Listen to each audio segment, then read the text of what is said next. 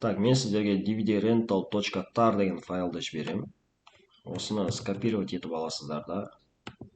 Компьютер, потом локальный диск C. И, скорее всего, программ files осыған кіресіздер. И төменде PostgreSQL іздейсіздер. Егер PostgreSQL мына жерде болмаса, онда жоғары шығып, программ files x86-ға кіреміз, осы жерден көреміз. Обычно ол бізде мына жерде сақталады. Программ файлстың ішінде и дальше вот PostgreSQL. Потом сіздерде 14-13 болуы мүмкін. И қайсымен жұмыс істейсіздер, соның ішіне кіресіздер. Мысалы, оны біз, то есть мына пусттың ішінен, осы егер PostgreSQL 15 деп тұрса, то есть осы жерден сіз pgadmin ашатын болсаңыз, онда вот 15-ке кіретін боласыздар. Мысалы, менің жағдайымда 15. Потом binнің ішіне кіреміз. И осы жерге dvdrental'ды переместить етеміз. То есть менде уже мына жерде бар. Так, пропустить. Дальше. Біз PostgreSQL пусттан SQL shellға кіреміз. Осы жерде сервер localhost болып по умолчанию тұрады. Enter басамыз. Database по умолчанию Enter басамыз. Порт тоже по умолчанию Enter басамыз. Username Postgres по умолчанию Enter. Енді мына жерден парольді сұрайды. Сіз өзіңіздің Postgre'ге кіргендегі теретін пароль жазамыз. Менің жағдайымда вот өзімдікін тердім. Көрмейді мына жерде, просто Enter басамыз. И вот менде қазір PostgreSQL базаға кірді. Мен жаңа база создавать етемін. Create database. И давайте вот просто мен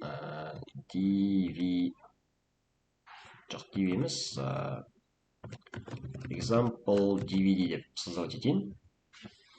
И соңында міндетті түрде үтір нүкте қойылу қажет. То есть точка с запятой обязательно тут. Enter'ді басам.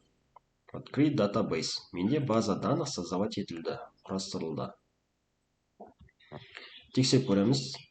pgadminға кірем, refresh. И вот example dvd. Менде қазір кірді. То есть создавать етілді. Одан кейін мына экранды жабамыз, керек емес. Жаңағы мына bin деген папканың ішінде мына жерден мышканың басамыздағы cmd деп жазамыз. Немесе мына жерден, пустой жерден мышканың shift'ті басып тұрып, мышканың оң бетін басамыз. Открыть окно PowerShell здесь дегенді таңдаймыз. Мен мына cmd таңдаймын. Enter'ді басам. Менде мынандай экран ашылады. То есть мынау командная строка. Енді дальше мына жерге код, келесідей код жазуым қажет. pg нижний restore минус u postgres минус d. Потом жаңағы мен создавать еткен базаның атауы, то есть database менде example dvd. Жазам example dvd пробел. И на dvdrental.tar жазуым қажет. То есть dvdrental.tar. Тура мынау сияқты бірдей болу керек. Enter'ді басам. Пароль сұрайды менен. Парольімді терем. Enter. И вот вроде успешно орындалды. Енді тексеріп көреміз. pgadminға кірем. Example dvd, то есть мына жерден бір рет обновить етіп жіберем.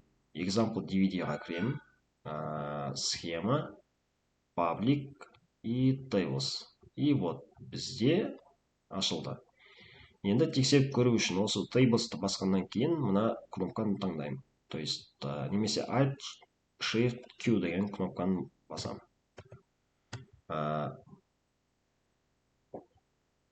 Міне мына жерде біздің базаның атауы жазылып тұру қажет. То есть менде example dvd міне. Тексеріп көреміз. Select all from, актерларды шығарып көрейік. F5. Все, менде міне жұмыс істеп тұр. Select all from film. Все, менде жұмыс істеп тұр. То есть менде база данных успешно restore восстановление жасалынды.